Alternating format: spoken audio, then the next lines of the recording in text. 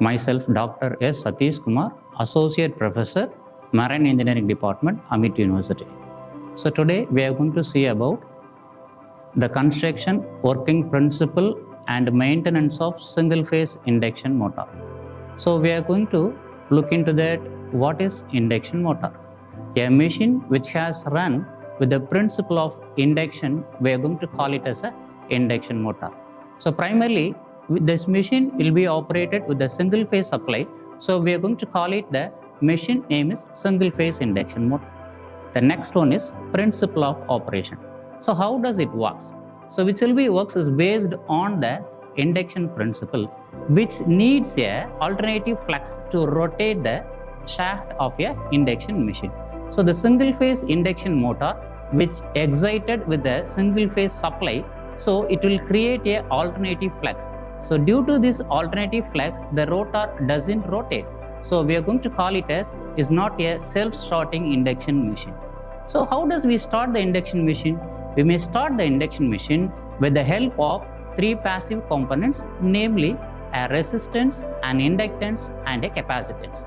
So most commonly we are using a capacitor is the easiest one to start the induction motor.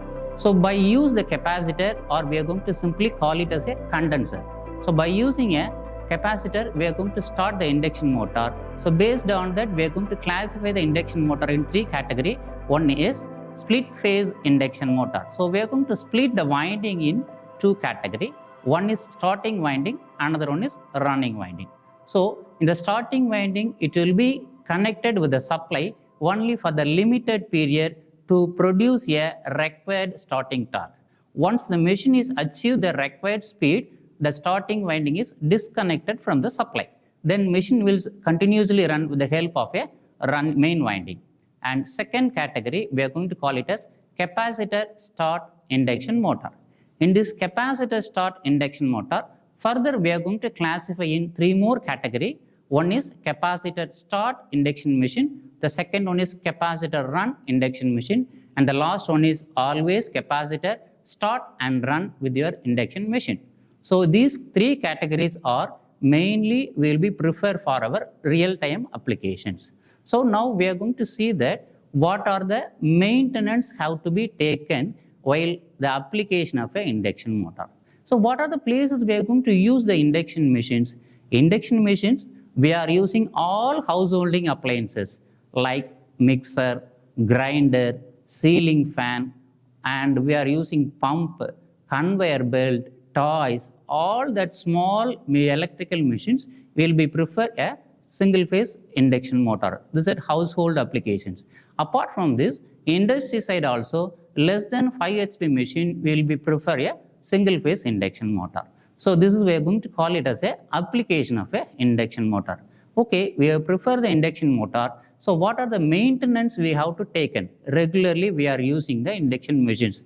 For example, taken as mixie or grinder, every day we are using minimum half an hour. So what are the maintenance we have to taken? Only we are going to discuss about that electrical and construction point of view. First, we have to give the connections in proper manner. We have to check the terminals of a induction machine. Major two parts, one is stator, another one is rotor. So in the stator side, what are the maintenance we have to taken out? In the stator parts, we are giving the supply. So we have to check that terminal box, all the terminals, we have connected the wires or connection in proper manner. The second one is, we have to check whether any winding inside the stator is at any malfunction or breakdown.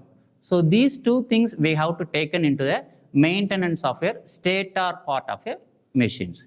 Second one is rotor part. The rotor part is a major one.